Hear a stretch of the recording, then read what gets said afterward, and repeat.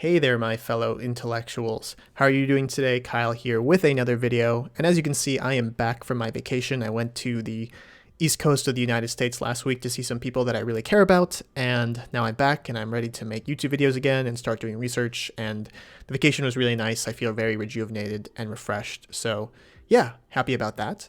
And today what I wanted to talk to you about are the concepts of imposter syndrome and constructive criticism in the context of a meeting I just recently had. Now, as some of you may know, I've been working on a paper. I'm writing my first ever first author paper, and I had a draft of it ready before I went on vacation, and I gave it to my advisor who reviewed it while I was away, and we went over it together after I came back a few days ago. And I kind of just want to share with you my thoughts and my feelings going into that meeting and explain to you why I felt that way and why it's kind of silly looking back now. And I apologize if this is going to be a little bit scatterbrained because I just haven't had time to organize my thoughts. I'm just kind of going to just go right in and spill my sort of raw feelings about this. So, imposter syndrome and constructive criticism. So, for those of you who may not know, imposter syndrome is the idea that you are a fraud or a phony and that you will be exposed at your particular place of work or your career for just not actually being who you pretend to be. As in, like, for me, it would be like people will find out, oh, I can't actually do physics and astronomy. I'm not as smart as people think I am. People are going to figure out I'm a fraud. And this meeting of my first author paper draft, I had been dreading this meeting for, I think internally, just subconsciously, for a very long time.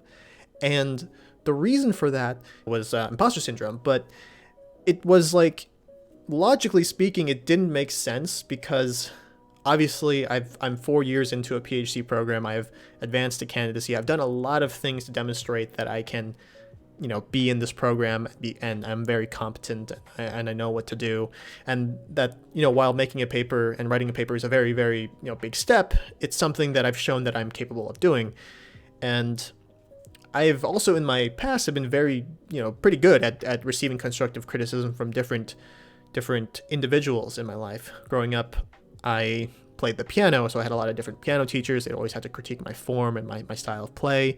I played a lot of sports growing up, both baseball and basketball, so I had a lot of coaches who would, of course, have to provide me constructive criticism during my tenure as an athlete. And so it's not like I've been a stranger to constructive criticism, and I like to think I take it fairly well.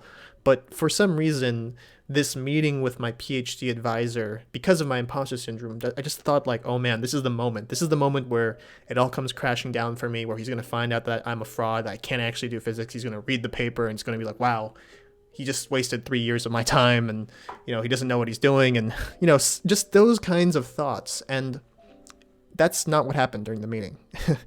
The meeting was very, very helpful for me. My advisor was very clear to make sure it was not personal. This was just trying to help me improve my writing and helping me become a better scientist.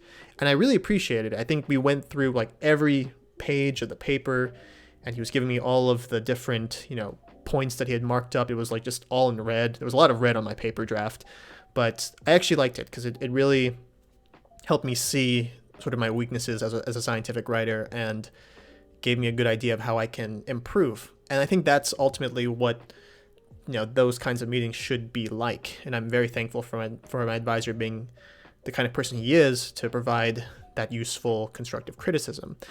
And I think, imposter syndrome is something that a lot of us in PhD programs and in a lot of other sort of high achieving professions feel. And it's very natural to feel that way when you're in this environment with a lot of, competitive individuals who seem to be very skilled and successful at what they do. And it can, be very, very hard to sort of remember that you also belong in that place or that profession or whatever.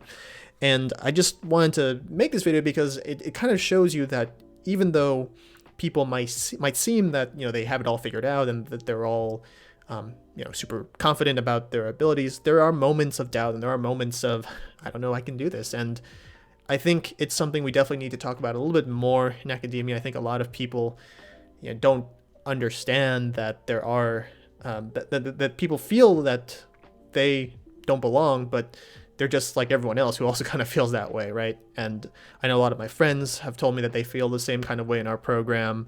And, you know, it's just good to hear when other people also acknowledge these same kinds of feelings. And I just, you know, want to let you know, if you're also going through a similar path and profession and career, that, you know, these feelings do come up from time to time, and you should always just try and remember, you know, what you've done to get to that point, and that you definitely deserve to be where you are, and that it's not uncommon to feel this way.